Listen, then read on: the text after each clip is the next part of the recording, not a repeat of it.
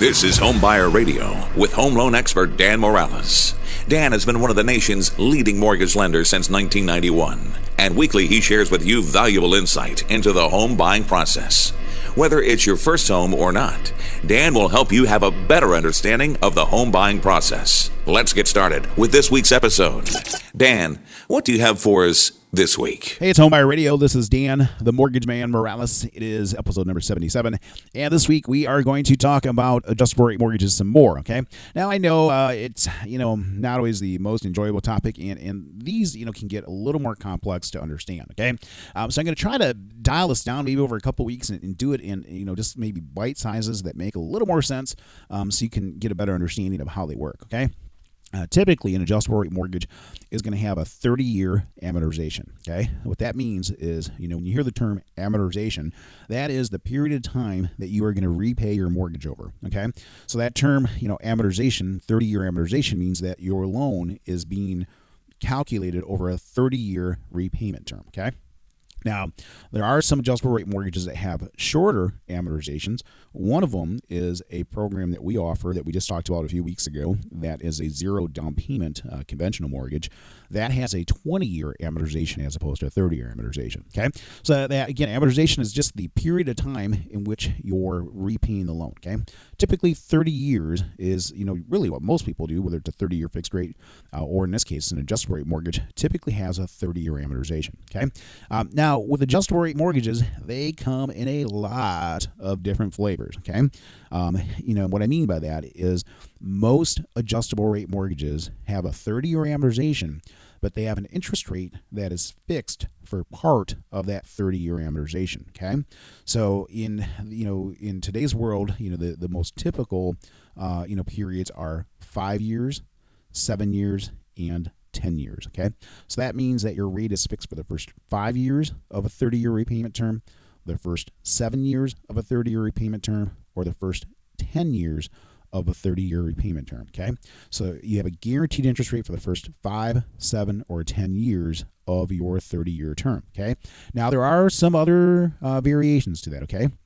There is, the good old-fashioned 1-year adjustable, which means that it changes every 12 months.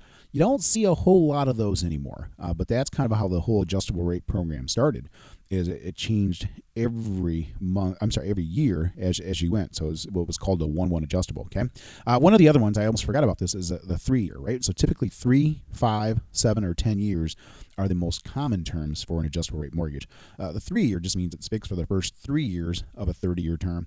The 5-year fixed for the first 5 years of a 30-year term. 7-year fixed for the first 7 years of a 30-year term, and then 10-year fixed for the first 10 years of a 30-year term.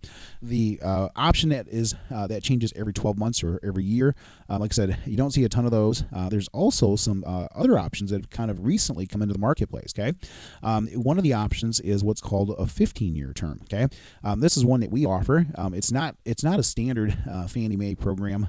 So you don't see that all lenders offer this. But this is something that we do where the rate is fixed for the first 15 years of a 30-year repayment term. That's been a really popular product for us. And then there's also a product where the rate is fixed for the first 5 years of a 30-year term. But when it changes, it can only change once each 5 years. So it only changes in 5-year increments. Okay. Typically, when you look at an adjustable rate mortgage, and let's just say your most common options are 3, 5, 7, and 10 years. Typically, what happens is at the end of that 3, 5, 7, or 10 years, your rate can and will change, typically on an annual basis, meaning it changes every year after that first 3, 5, 7, or 10 years.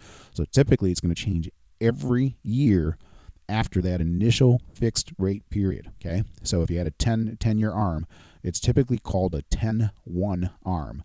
Meaning that it's fixed for the first 10 years and it can change annually thereafter. So that's where that 1 comes into play. Okay. Same thing is true with like a 7-1 ARM, fixed for the first 7 years and it can change annually after that first 7 years. 5-1 fixed for the first 5 years, they can change annually. Of course, a 3-1 fixed for the first 3 years and they can change annually after that. Okay. The 5-5 adjustable rate means it's fixed for 5 years, your rate can change, and then that rate stays for another 5 years, then that rate can change, stays for another 5 years, and then that rate can change. Okay.